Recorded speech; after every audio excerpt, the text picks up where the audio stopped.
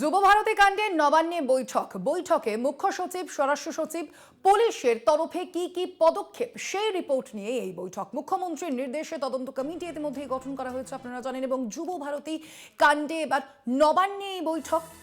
সেই বৈঠকে একাধিক বিষয় আলোচনা হয়েছে। আরো বিস্তারিত জানবো এই সম্পর্কে আমাদের সঙ্গে এই মুহূর্তে ফোন লাইনে রয়েছেন বিশেষ প্রতিনিধি দীপ্তিমান ভট্টাচার্য। দীপ্তিমান, ঠিক কোন কোন বিষয় এই ক্ষেত্রে খতিয়ে দেখা হচ্ছে? এই বৈঠকে মূলত কি আলোচনা হয়েছে? দেখো, এই বৈঠক যেটা হবে সেটাতে যেটা জানা যাচ্ছে এখনো পর্যন্ত, যে এই যে পুরো ঘটনা ঘটেছে, এই ঘটনা একটা ব্লুপ্রিন্ট টাইপের তৈরি করা হবে যে কিভাবে ইনভেস্টিগেশন তদন্তকে এগিয়ে নিয়ে যাওয়া যেতে পারে। সেই তদন্তকে এগিয়ে নিয়ে যাওয়ার ক্ষেত্রে কোন কোন বিষয়গুলোর ওপর জোর দিতে হবে, কারা কারা এর জন্য দায়ী রয়েছে। প্রথমে দেখা হবে তদন্ত যে কার গাফিলতিতে এই পুরো ঘটনাটি ঘটলো, সুতরাং তার বিরুদ্ধে একটা ব্যবস্থা নেয়। এবং তার পাশাপাশি যেটা দেখা হবে যে এই যে যারা এই এত টাকার টিকিট কেটে ভেতরে ঢুকেছেন, তারা যে বলছেন যে তাদের টাকা ফেরত দেওয়ার ব্যাপার, সেটাও কিন্তু এই তদন্তের মধ্যেই পড়বে, এবং তারা কিন্তু সেই বিষয়টাও খতিয়ে দেখবেন।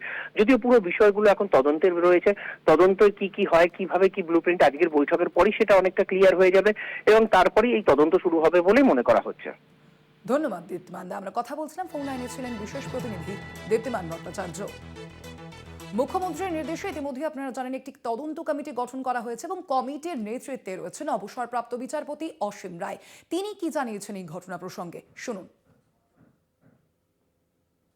এর পেছনে দায়ী তারা কাদের ভুলের জন্য, কাদের নেগলিজেন্সের জন্য, কাদের অবহেলার জন্য, কাদের ভুল সিদ্ধান্তের জন্য এই ঘটনা ঘটলো, এবং ভবিষ্যতে এই ধরনের ঘটনা যাতে না ঘটে সেটা আমরা কিভাবে এনশিওর করবো। প্রথমে একটু টাইম দরকার, এবং যত দ্রুত এটা সিদ্ধান্ত আসা যায় সেই চেষ্টাই করবো।